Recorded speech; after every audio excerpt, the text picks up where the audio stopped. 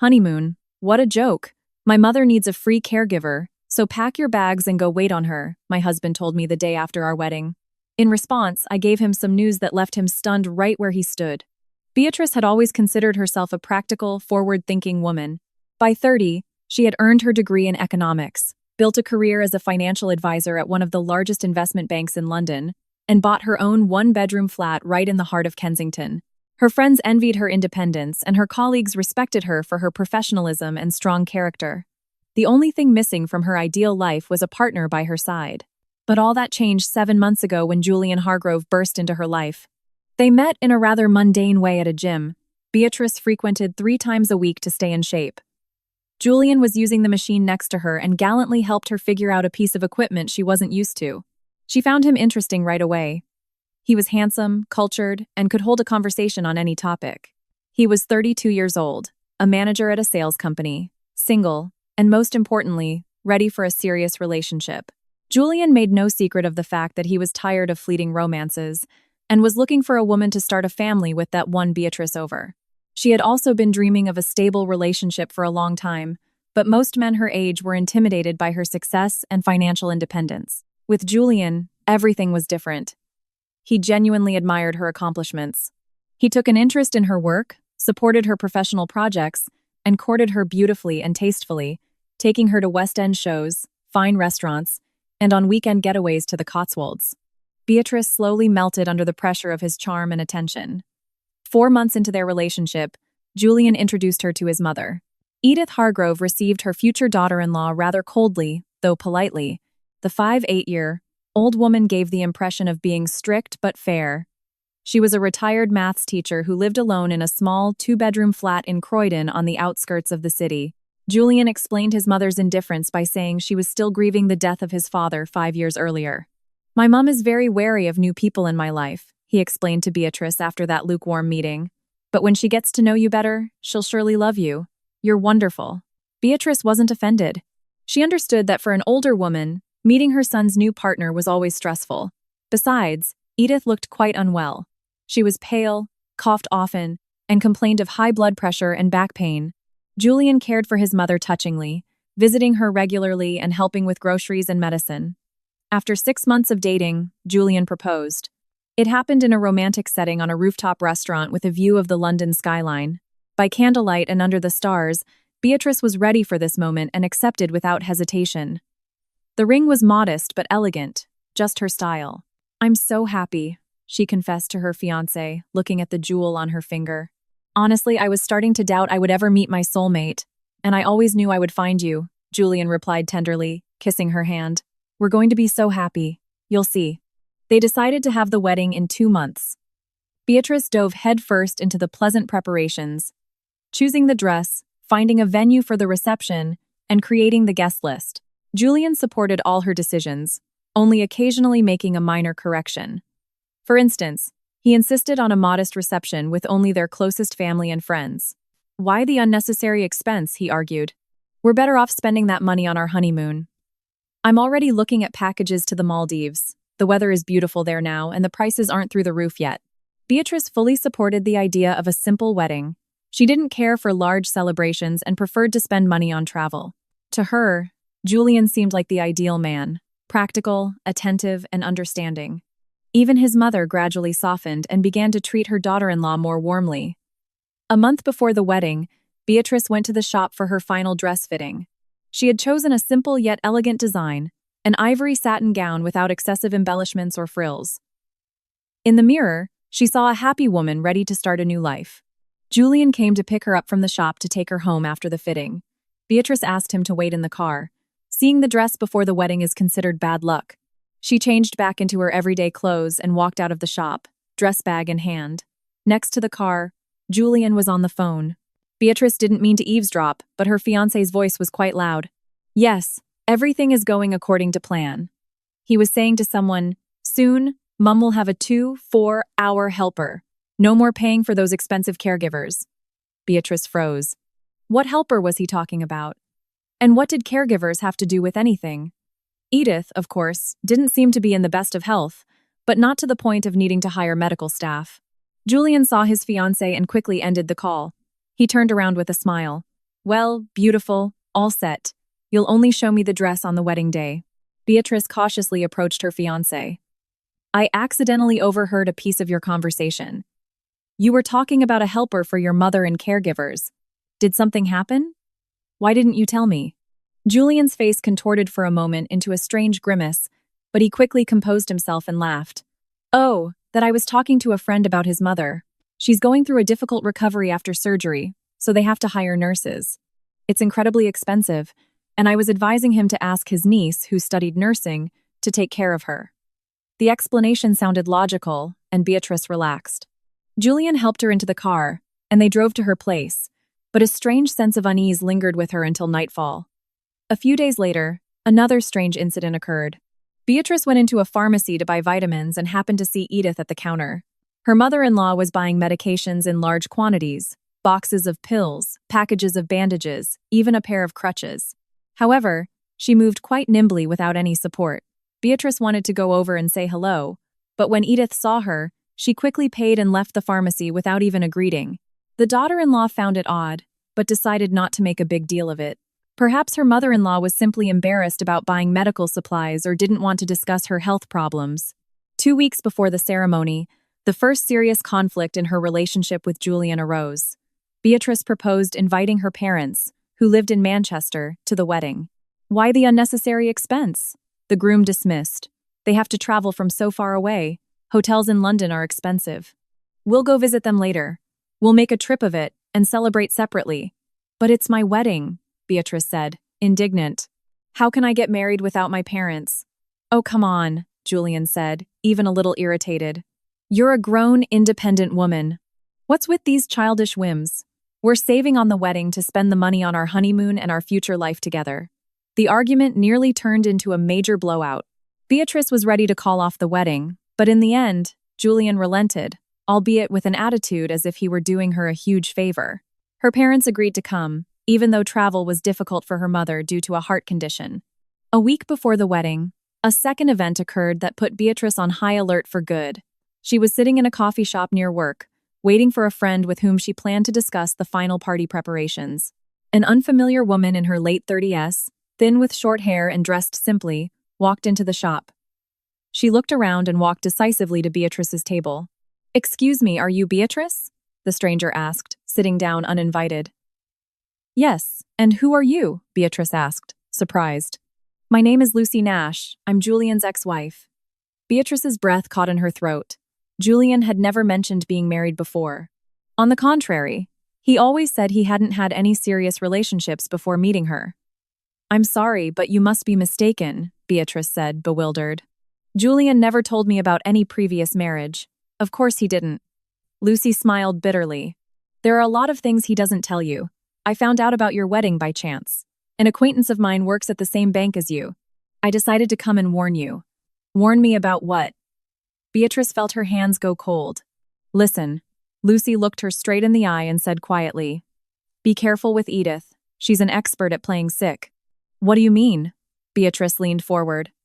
"I was married to Julian for 3 years," Lucy began. "The first 6 months were wonderful. Then his mother got sick, or rather started acting sick. At first it was little things. My head hurts. My blood pressure is up. Then it got more serious. I threw out my back. I have chest pains. Julian insisted I move in with them to take care of his mother." "And you agreed?" Beatrice whispered. "I was young and foolish. I thought it would be temporary, but temporary became permanent. I became their housemaid. I cleaned, cooked, did the laundry, and cared for my supposedly sick mother-in-law. Meanwhile, she was perfectly fine when she thought I wasn't looking."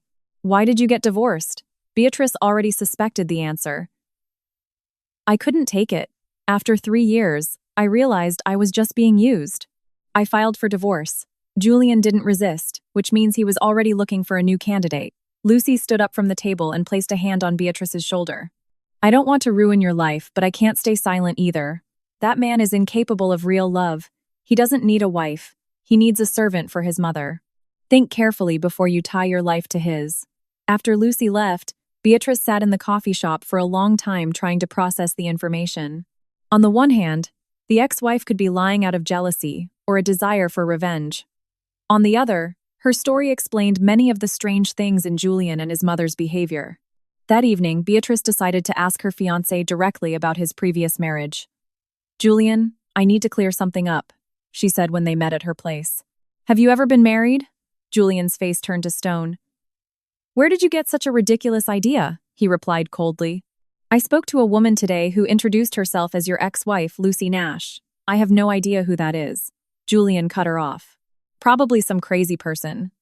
"Beatrice, are you really going to believe a stranger over me?" He feigned indignation so sincerely that Beatrice hesitated. Maybe this Lucy person really was unstable or had mistaken him for someone else. "I'm sorry," she said. "I'm just really nervous about the wedding. I guess that's why all sorts of nonsense is going through my head." "Of course you're nervous." Julian hugged her and kissed her forehead. "It's normal, but don't let outsiders plant doubts in your mind. We love each other, and that's the main thing." On the day of the wedding, Beatrice woke up with a slight sense of unease she couldn't explain. Was it really just pre-wedding jitters? She tried not to think about the strange coincidences of the past few weeks and to focus on the celebration ahead. The ceremony at the registry office was emotional and beautiful. Beatrice, in her elegant ivory dress, felt like a real princess. Julian looked very handsome in his new suit. When they exchanged rings, a sincere tenderness shone in his eyes, and all of Beatrice's doubts vanished. About 20 people attended the reception, the closest friends and family from both sides. Beatrice's parents, despite the difficult journey from Manchester, looked happy. Edith also attended the party and surprisingly looked much better than usual. The mother-in-law was dressed in a beautiful burgundy suit with her hair nicely done and even wearing makeup. She moved freely around the room, chatted with guests, and even slow danced with her son. There was no trace of illness or weakness. But it was during the dance that the third alarming event occurred. Edith approached Beatrice while she was resting at the table after another dance with her husband. "Well, dear, you're officially a member of our family now," the mother-in-law said with a smile that seemed somewhat insincere to Beatrice. "Thank you, Edith, I'm very happy." "You know, I have to ask you a favor," the mother-in-law lowered her voice and leaned in. "After the honeymoon, come see me more often. I live alone. I get bored sometimes and my health has been acting up lately." "Of course I'll come visit," Beatrice agreed. "But what exactly is bothering you? Maybe you should see a doctor." "What good are those doctors going to do?" Edith gestured dismissively. "My back hurts, my blood pressure spikes, and I get sharp pains in my heart. Sometimes I can't even get out of bed. And other times I don't even have the strength to get to the supermarket. Thank goodness my Julian helps me." But of course, Beatrice looked in surprise at her mother-in-law, who half an hour earlier had been dancing energetically and seemed to be in high spirits. Now she had suddenly turned into a decrepit old woman complaining about her health. "And what do the doctors say?" Beatrice asked. "What are they going to say?" Edith brushed it off. "It's age-related. They say to take pills, but what good are those pills? What I need is someone by my side to keep an eye on me, to help me with things around the house. But caregivers are so expensive. I can't afford them." At that moment, Julian approached them. "What are you ladies talking about?" he asked cheerfully. "Oh, just telling Beatrice about my ailments," his mother replied. "I was just saying that when you get back from your trip, I'll be calling her often for help. I hope my daughter-in-law won't turn her back on a poor, sick old woman." "Of course she won't," Julian answered quickly, not letting Beatrice get a word in. "Right, darling? We're a family now. We have to help each other." Beatrice nodded, but a strange unease settled inside her. Lucy Nash's words echoed in her head with renewed force. "Be careful with Edith. She's an expert at playing sick." The rest of the reception continued in the usual festive atmosphere, but Beatrice could no longer completely relax. She watched her mother-in-law closely and noticed strange details. One moment, Edith would complain of back pain, but a minute later, she would bend down to tie a shoelace, or she would talk about her weakness, but then carry heavy bags of gifts herself. "I guess she really does have a chronic illness," Beatrice thought. "There are periods of flare-ups and remissions. Maybe I've become too suspicious after talking to that woman." By the end of the evening, fatigue took its toll, and Beatrice stopped analyzing her mother-in-law's behavior. The next day, their honeymoon in the Maldives awaited them. 2 weeks of sun, beach, and romance. All the oddities and suspicions could be sorted out later in a calm environment. As the guests began to leave, the newlyweds said goodbye to their families. Edith hugged her daughter-in-law tightly. "Be very happy, my children. And after you've rested, be sure to come see me. I'll be waiting." Beatrice's parents were leaving the next day, so the farewell was especially emotional. "Be happy, sweetheart," her mother said, kissing Beatrice goodbye. "Julian seems like a good man. The main thing is that you understand and respect each other." "Of course," Beatrice promised. "As soon as we get back from our trip, we'll come visit you right away." As she changed out of her wedding dress, Beatrice looked at herself in the mirror. Her face was tired, but her eyes shone with happiness. She had officially become the wife of the man she loved. All the doubts and anxieties were behind her.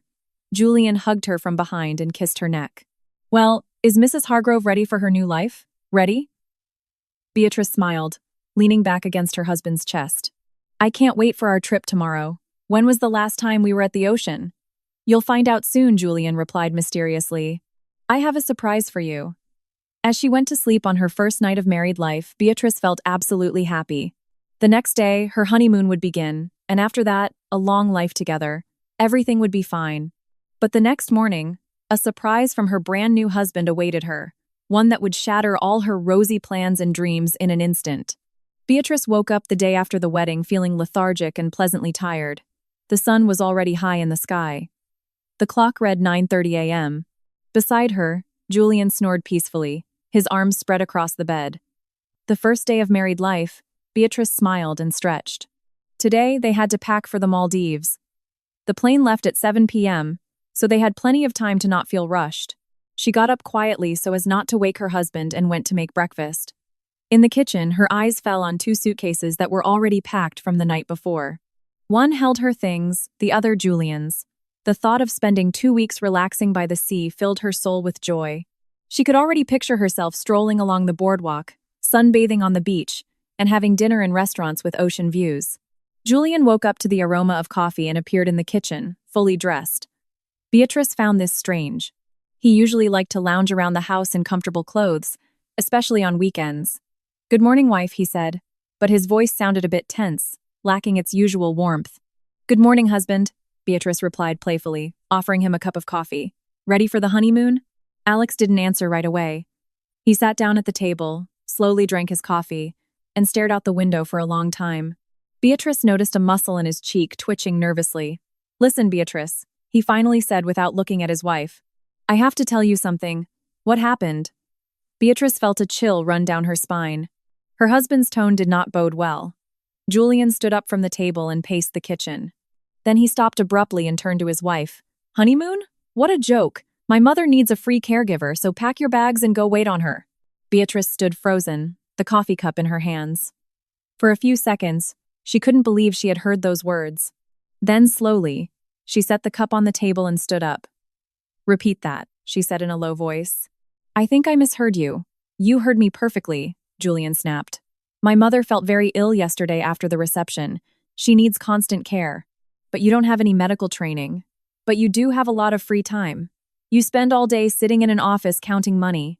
"I work at a bank," Beatrice said, indignant. "I have a responsible position. Big deal. A bank," Julian scoffed. "You push papers from one side of a desk to the other.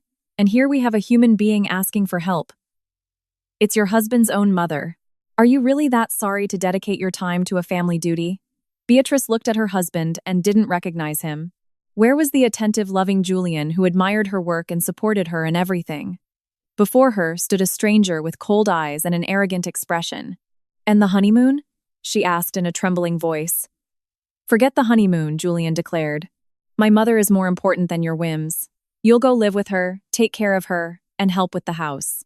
It's your duty as a wife and a daughter-in-law." Beatrice felt a wave of fury rise within her. The doubts and suspicions from the day before clicked into place, forming a clear picture. Lucy's words rang in her head with new intensity. "I see," she said with icy calm. "And if I refuse, you won't refuse," Julian replied smugly. "You're a decent woman. Besides, where would you go? We're a family now. We share our daily life, and our money is joint." "Joint money," Beatrice repeated. A steely edge appeared in her voice that Julian didn't notice. "Of course, you were the one who suggested opening a joint account. It's very convenient for the family budget." Beatrice nodded slowly and walked over to her laptop. Julian watched her, puzzled. "What are you doing?"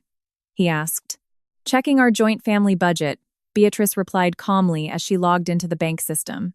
For a few minutes, she silently reviewed the account transactions. What she saw exceeded her worst expectations. 3 days ago, the day before the wedding, a large sum of money had been withdrawn from their joint account, a sum equivalent to the cost of the trip to the Maldives. Julian, she called to her husband without turning around. Come here, what now? He grumbled, annoyed, but walked over to the computer.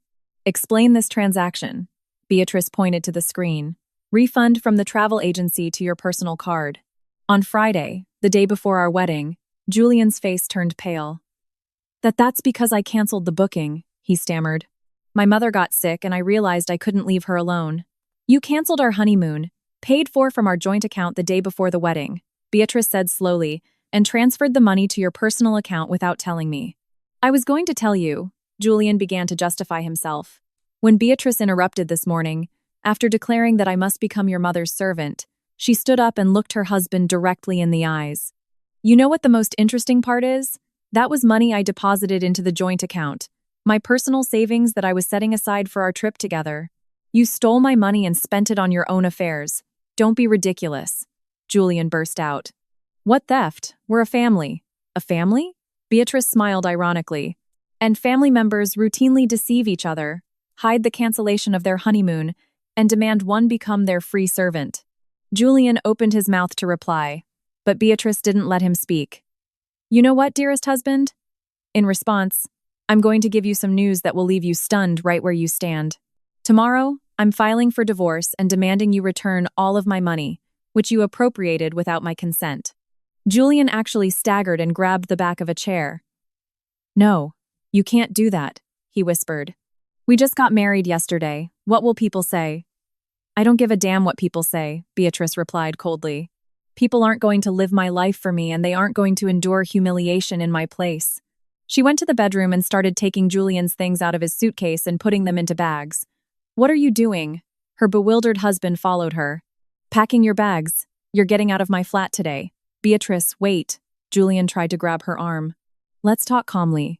Maybe I was too harsh about my mother. Too harsh? Beatrice pulled away and turned to him. You called me a free caregiver. You demanded I quit my job and serve your mother. You stole my money. And you think that's just too harsh? I didn't steal anything, Julian fumed. It was our money. Our money? Beatrice pulled a folder of documents from her desk drawer. Here are the statements from my personal account. Here are the transfers to the joint account. All the funds are mine. And where is your contribution to the family budget? Julian fell silent, studying the documents. He had nothing to say. Indeed, all the large sums in the joint account had been transferred by Beatrice. And now explain one more thing, she continued, picking up Julian's phone, which he had left in the bedroom. Your phone's password. My birth date. How touching, right? You have no right to snoop through my phone. Julian lunged for it. Yes, I do. I'm your legal wife. At least for now. Beatrice pushed him away and began to browse the messages. What she found put the final pieces of the puzzle in place. The messages with his mother dated back a month. Julian, how's it going with the girlfriend? Did she agree to the simple wedding? Yes, Mum. Everything's going according to plan. I told her we're saving for the honeymoon. Very smart. And did you tell her about my illnesses? Just hints for now. After the wedding, I'll announce that you need constant care. Perfect. Finally, I won't have to hire anyone to clean, and I won't have to cook either. The important thing is that she doesn't get stubborn, but I suppose she'll have no way out. She has a nice flat. We'll sell it later. Sell it. And where will we live? In your 2-bedroom flat. We'll fit and we'll rent her flat out. We'll make a good income. The rest of the conversation continued in the same vein. They discussed how to tame the young wife, how to force her to quit her job. They had even drawn up a rough schedule of her household chores. Beatrice silently handed the phone to Julian. After reading a couple of messages, he turned even paler. This isn't what you think? He started to justify himself. And what is it? Beatrice asked icily. Not a plan to turn me into your domestic slave? Not a plan to sell my flat? Not a discussion about how to deceive me? My mother really is sick, Julian exclaimed. She needs help. At the wedding yesterday, she danced better than I did. And last week at the pharmacy, she was running around like a young woman. You were following her? Julian asked, surprised. I ran into her by chance. Your sick mother was buying crutches and bandages. It seemed she was preparing for her role as a decrepit old woman. Julian realized he had been caught. His shoulders slumped and he sat down heavily on the bed. Listen, Beatrice, he began in a different tone. Maybe we got off on the wrong foot. But Mum lives alone. It's hard for her and we have everything. Jobs, a home. Can't we help a family member? You can help, Beatrice agreed. Visit her, buy her food and medicine, invite her over. But you don't become a servant and give up your own life. Okay. Julian tried another tactic. Let's find a middle ground. You won't go to Mum's every day, just on weekends. And you won't quit your job, of course. Beatrice shook her head. It's too late for middle ground. You've shown your true colors and your plans with your mother were very different. At that moment, the doorbell rang. Beatrice looked through the peephole and saw Edith with a large bag in her hands. Who is it? Julian asked. Your mother. Looks like she's come to supervise the execution of the plan. Beatrice opened the door. Edith entered the flat with the air of an owner. Hello, dear, she said in a tone that brooked no argument. Julian told me how I'm feeling. I felt awful after the reception yesterday. Despite her words, the mother-in-law seemed quite cheerful and full of energy. She walked into the living room, gave the furniture an appraising look, and took some papers out of her bag. Here, I've prepared a schedule for you, she announced, handing the papers to Beatrice. So, you'll know what to do and when. Young people these days are so disorganized. Beatrice took the sheets and glanced over them. What she saw stunned her with its audacity. It was a set of house rules for Beatrice. Get up at 7 a.m. Prepare breakfast. House cleaning. Vacuum daily. Dust. Mop floors. Do laundry every other day. Prepare lunch by 1:30 p.m. Dinner by 7 p.m. Help me with my medications morning and night. Back and leg massage before bed. See friends only with the mother-in-law's permission. Outings from the house to be approved in advance. Television. Watch only programs approved by the mother-in-law. The list went on for a page and a half and included points like not speaking loudly, not cooking spicy food, and not even wearing short skirts. Beatrice slowly looked up at her mother-in-law. Is this a joke? What joke? Edith said, surprised. It's a normal schedule for a good daughter-in-law. Young people today have become so lazy.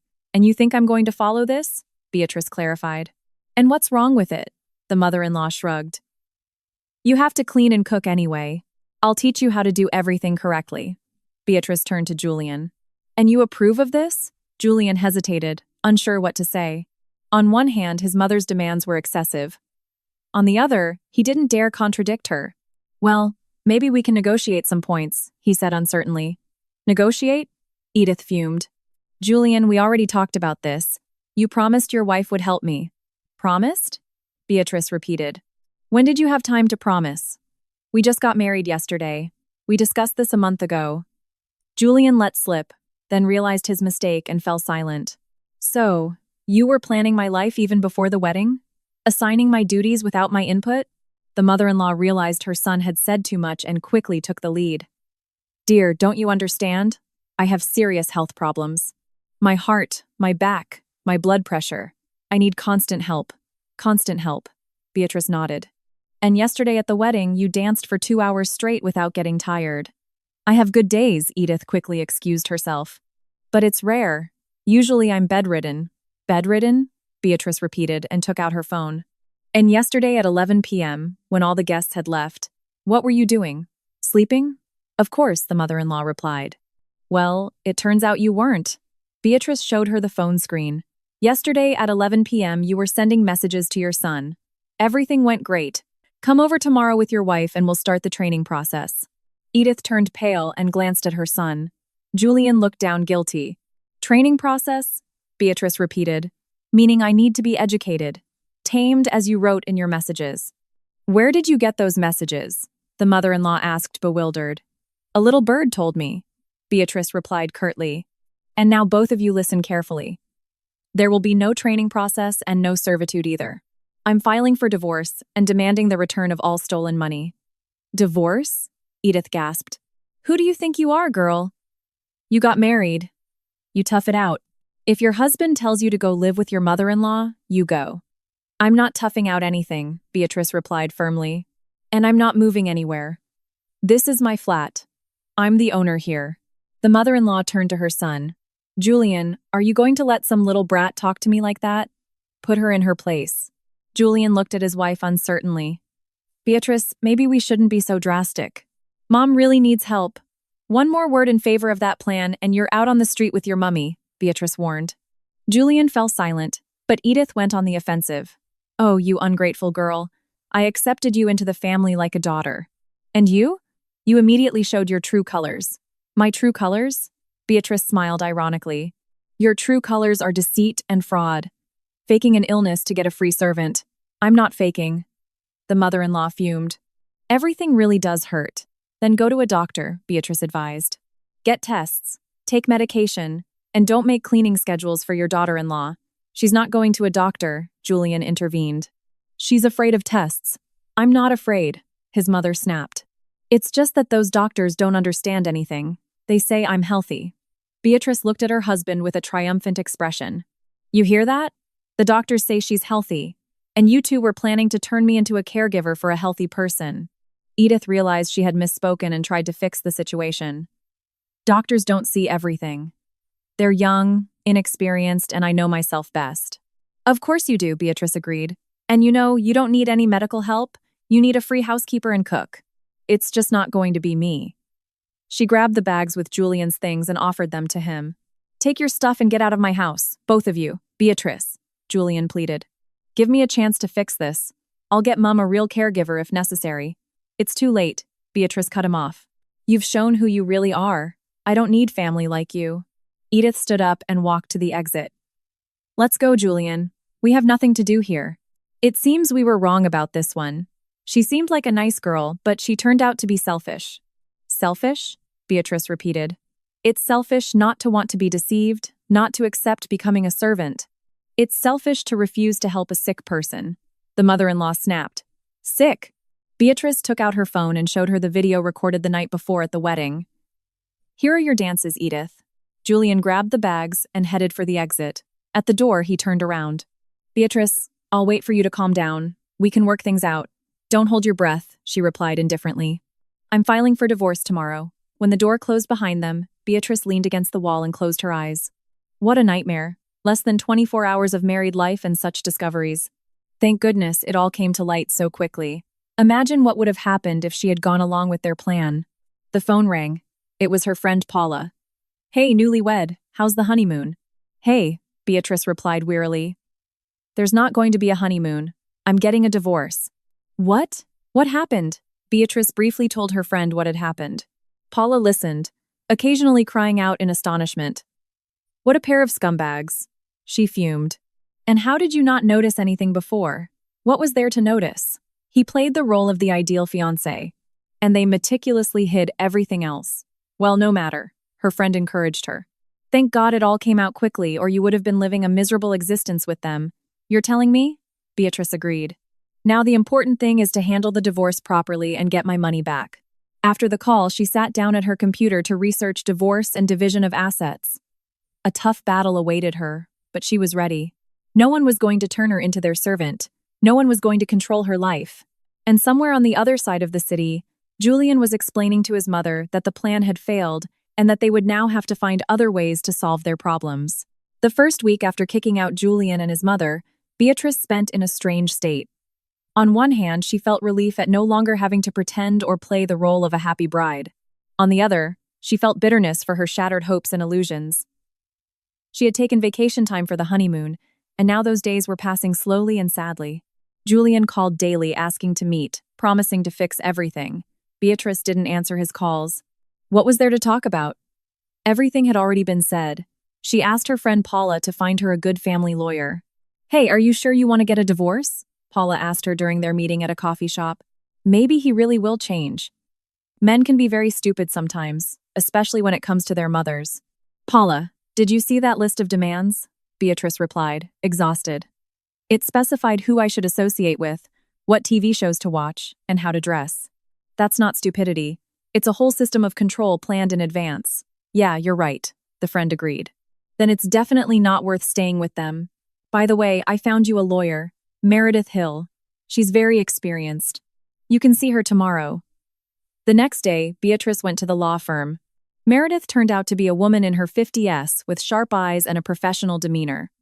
So, the marriage lasted one day, she noted after examining the documents. That's quite a record. Usually, people try to save the relationship for at least a month. In this case, there was nothing to save, Beatrice explained. It turned out my husband married me with the goal of getting a free servant for his mother. Meredith listened attentively to the story, asking clarifying questions from time to time. The situation is unpleasant, but legally it's not very complicated, she summarized. It's a very short-term marriage with no children. The property is yours. The only issue is getting the money back from the joint account. We'll need proof that you were the one who deposited it. I have the proof. Beatrice handed her the folder with bank statements. All the transfers are documented. Perfect. One more question. Are you sure you know everything about your husband? These kinds of scams rarely happen just once. Beatrice grew thoughtful. What if it wasn't the first time? She remembered her meeting with Lucy Nash, who had introduced herself as Julian's ex-wife. Meredith, is there any way to check someone's marital history to find out how many times they've been married? Yes, it's possible, the lawyer nodded. But official requests take time. It's faster to hire a private investigator. I have a trusted professional, Frank Miller, a very competent man. And won't that be too expensive? Beatrice hesitated. Believe me, it's better to spend a little money now than to deal with the consequences for a long time. If your husband is a con artist, the more we know about him, the easier the divorce and the recovery of the money will be. That same afternoon, Beatrice met with the investigator. Frank Miller turned out to be a middle-aged man of discreet appearance, but with a very attentive gaze. Julian Hargrove, he repeated, writing down the details. Date of birth, last known address. Beatrice told him everything she knew about her husband. The information turned out to be not much for 7 months of a relationship. Julian didn't usually talk much about his past. Interesting, the detective murmured. Usually people share more about themselves. All right, I'm on it. I'll have results in 3 or 4 days. Beatrice went home and tried to occupy herself with her usual chores. The flat seemed too quiet after the recent turmoil. She turned on the TV, but couldn't concentrate on any program. Her thoughts kept returning to Julian and his strange behavior. The next day at work, her colleagues peppered her with questions about the honeymoon. Beatrice briefly explained that the trip had been canceled for family reasons. No one pried for details. At the bank, they knew how to respect employees' private lives. However, her department head, Mr. Daniels, came to see her at lunchtime. Beatrice, I have to ask you a somewhat delicate question. Your husband called yesterday to inquire about your salary. He said he was planning the family budget. Beatrice's blood ran cold. And what did you tell him? Nothing, of course. It's confidential information, but I found the call strange. Spouses usually discuss these things with each other, not by asking third parties. Thank you for letting me know, Beatrice thanked him. We're going through a difficult period in our relationship. I understand. The boss nodded. If there are more calls, let me know. We take these situations very seriously. In the evening, Beatrice called the investigator. Frank, can you speed up the investigation? New circumstances have arisen. I'm already on it, Frank replied. I found some interesting information. We can meet tomorrow morning. At the meeting, the investigator placed several folders on the table. Your husband is, to put it mildly, quite an interesting character. Let's start with the main thing. He's been married more than once. How many times? Beatrice asked tensely. Officially 3 times. Unofficially, possibly more. Frank opened the first folder. First marriage 2012. The wife, Tara Brooks, a nurse, divorced after 2 years. The reason stated in the documents, irreconcilable differences. And in reality, Beatrice inquired, I spoke with Tara. Same pattern. Wedding demand to care for the sick mother-in-law, transformation into a domestic servant. She put up with it for 2 years and then fled. The investigator opened the second folder. Second marriage 2015. Lucy Nash, an accountant. Divorce finalized in 2018. That's the woman who warned me, Beatrice exclaimed. Exactly. By the way, she asked me to send her regards and to tell you she's not surprised by how things turned out. And the third marriage, the detective became serious. This is where it gets most interesting. Third marriage 2019. Betty Owens, a retail clerk. And you know what? The divorce hasn't been finalized yet. Beatrice was speechless. So, he married me while he was still married to another woman. That's right. Technically, your marriage is null and void. But this is actually beneficial. The annulment process is simpler than a divorce. And where is this Betty now? She went back to her parents' house in another state. She also couldn't stand the wonders of life with her husband and his mother. But legally, she's still married to him. Beatrice fell silent, dismayed, processing the information. And that's not all, the detective continued. I checked the property records. The flat in Croydon where Edith lives actually belongs to Julian. He bought it 3 years ago. He bought it? Beatrice was surprised, but she told me it was her flat, that she inherited it from her husband. A lie. What's more, the purchase deed states that the flat was acquired for rental purposes, meaning it was planned as a source of income from the very beginning. The detective took out other documents. And here's the most interesting part. Your husband has significant debts to the bank. A £20,000 loan with a 4-month delinquency. The bank is threatening to take him to court. £20,000, Beatrice whispered. But he told me he had a stable job and zero debt. He has a job, but his salary isn't great. And he took out the loan to buy that flat for his mother. It seems he was counting on quickly finding a wife to help him pay it off. Beatrice felt her head spin. And what about his mother? What about Edith? The detective smiled bitterly. That's another story entirely. Edith Hargrove is not his mother. What? Beatrice jumped in her chair. His real mother passed away 10 years ago. This woman is his accomplice. Her real name is Edith Vance, 56 years old. She has a criminal record for fraud. She served 2 years of probation. It can't be, Beatrice whispered.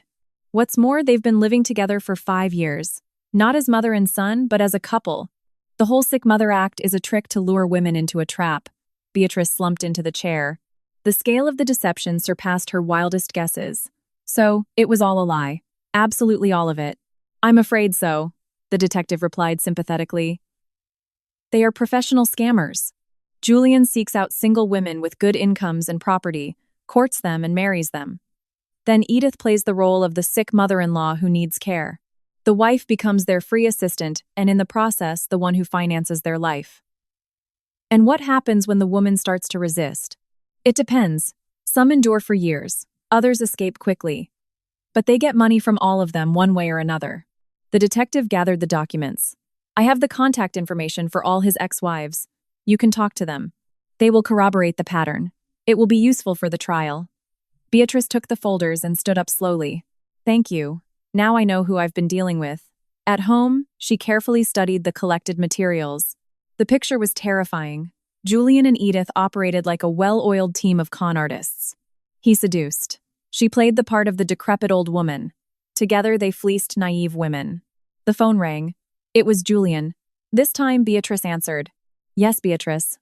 Finally. I was so worried. We need to talk. Talk? She repeated coldly. About what? About how you've been deceiving me since the first day we met. I haven't deceived you. I just didn't tell you everything at once. Not everything, Beatrice smirked. For example, you forgot to mention that you're still married to Betty Owens. Silence on the other end of the line. Where did you get that? Julian whispered finally. And you also forgot to tell me that your mum isn't your mother, but your lover and your partner in crime. Beatrice, listen to me. No, you listen to me, she interrupted. Tomorrow, I'm filing for an annulment of the marriage and demanding you return all the stolen money. And I'm also turning this evidence over to the police to investigate your criminal activities. You have no right, Julian shot back. That's slander. I have every right, Beatrice replied calmly. I have all the documentation and the testimonies of your ex-wives. Let the judge decide. She hung up the phone and blocked Julian's number. She never wanted to hear from him again. The next day, Beatrice went to see the lawyer with the new material. Meredith examined the documents and let out a whistle. Wow, what a case we've got. This is a whole organized criminal gang. So, what do we do now? We file for an annulment of the marriage. It will be quick and straightforward. We demand compensation for damages, and of course we go to the police with a fraud complaint and they won't try to run. They'll try, of course, but we have their address, their documents, and the victim's testimonies. They'll eventually be found. The process to get the marriage annulled took just 3 weeks. The judge, after examining the evidence of bigamy, issued the ruling without a moment's hesitation. Julian did not appear at the hearing. He apparently preferred to stay out of sight. Simultaneously, the case for damages proceeded. The bank documents clearly showed that all the disputed sums had been contributed by Beatrice from her personal accounts. The court ordered Julian to return the full amount of the stolen money. A month later, news came from the detective in charge of the fraud case. Julian and Edith had been arrested while trying to orchestrate a new scam. This time, their victim was supposed to be a retired widow with a one-bedroom flat in downtown London. They were already looking for a fourth wife.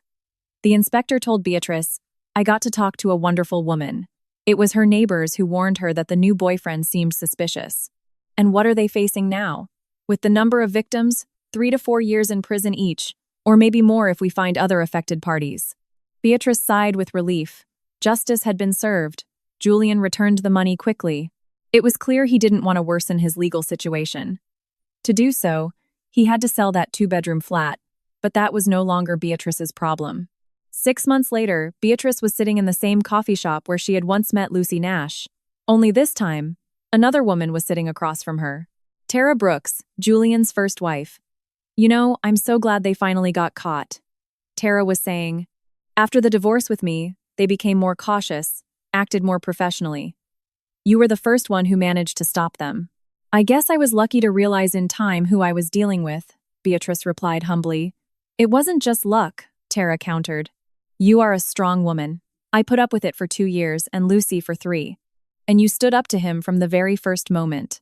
After that meeting, Beatrice walked around the city for a long time, reflecting on everything that had happened. Yes, she had lost faith in love and marital bliss, but in return, she had saved her self-respect and her independence, and perhaps that was worth more than any relationship. Her flat welcomed her with its usual silence. But now, that silence didn't feel oppressive. It was the silence of freedom, not loneliness. Beatrice made herself a cup of tea, put on her favorite music, and sat down at her computer. She had had the idea to write an article about her experience for a women's magazine. Maybe it would help other women avoid falling into similar traps. "How to Spot a Con Artist in a Relationship," she typed as the title and began to write. And somewhere in a state prison, Julian was complaining to his cellmate about the ungrateful woman he had run into, still not understanding why no one sympathized with his misfortunes. For her part, Edith in the women's block also complained about how young people today don't respect their elders. And she also couldn't understand why she had been put in jail, when in the end, she was just looking for someone to take care of her. But their time for games was over. Justice, even if delayed, had done its job. As for Beatrice, she had started a new life free of illusions about Prince Charming, but armed with a firm belief in her own abilities. And that was much better than any fairy tale.